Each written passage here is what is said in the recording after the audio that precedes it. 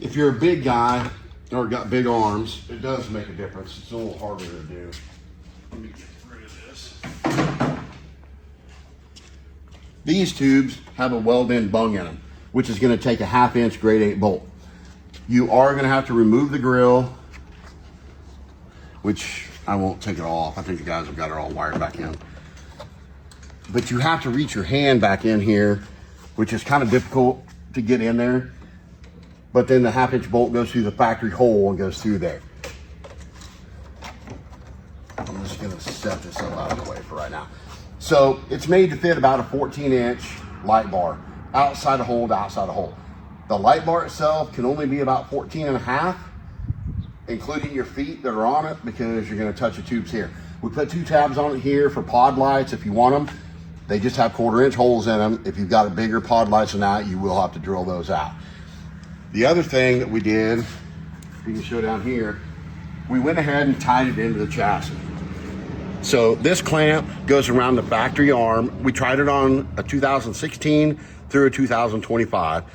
So it's the same, everything fits the same. This clamp goes around the factory chassis, comes out here, then we put a 1/2 inch grade 8 bolt through a tab up here.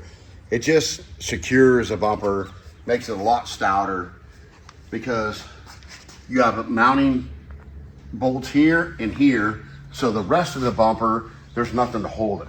So we went ahead and made it tie into the chassis just to make it stronger. You are going to have to drill an 1.125 inch hole in the plastic in this pocket. You might have to use a die grinder to open it up a little bit more, but you will have to drill at least an 1.125 inch hole through the plastic, clear in the corner of this pocket that's right here on both sides. Then the tube will slide in from the back side. It will clamp onto the chassis. You can show the clamp on this side, on both sides, the same. And then it clamps onto the chassis. And it just makes it a lot stronger. Guys, we're working on shipping. We are not as big as a lot of the guys, and we know that shipping's killing us on some things. Tara's working on it now. Our website's through GoDaddy. So GoDaddy makes us a third-party shipper, and it makes shipping a lot more expensive. We're trying to get this figured out. I know that nobody wants to pay a ton of money for the shipping. That's why we're trying to get things figured out. On the bumper and on the bed rack, it would behoove you to call. Tara has several different options to go through, either UPS, and we've even actually found,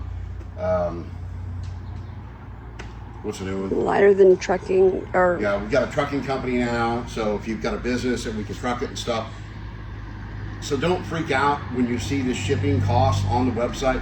Call us if you're going to order the front bumper or the bed rack, either welded up or taken apart. We've got it 2 different ways. Call us and let Tara work on the shipping for you, so we can try to get the shipping as cheap as we can. But if we just click on UPS and go to it, it makes it relatively expensive. I'll post some more pictures. We have the bed rack available where it comes apart, or it's solid welded, taken together. You can also order the bed rack with or without the tire carrier. If you built your own bed rack and you just want our tire carrier, you can order the tire carrier. We'll send you the tire carrier. You can put your own tabs on, make it work. I know there's a lot of guys out there that build their own stuff, which I think is awesome. You guys have really built some cool stuff. So if you just want a bed rack that's already done, we'll send it to you. You can put your tabs on it and make it work. But if you're going to order the bed rack or the front bumper, again, please call us. It just makes it easier so we can try to save you guys money.